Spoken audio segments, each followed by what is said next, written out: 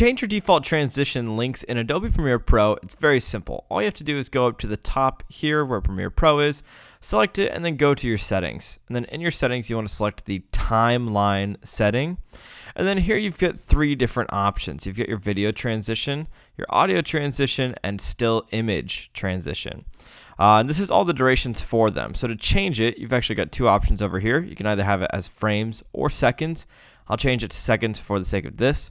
Let's say I want to make them all 0.5. So 0.5 and 0.5 seconds on each of these. Click OK at the bottom to confirm it. And then whenever I drag in my test footage, just to show you guys, I'll make a couple cuts using Command D.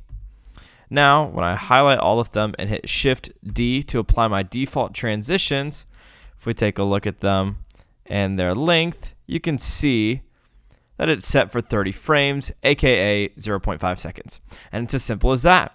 If you like this tutorial, be sure to subscribe and leave a like for more Premiere tips.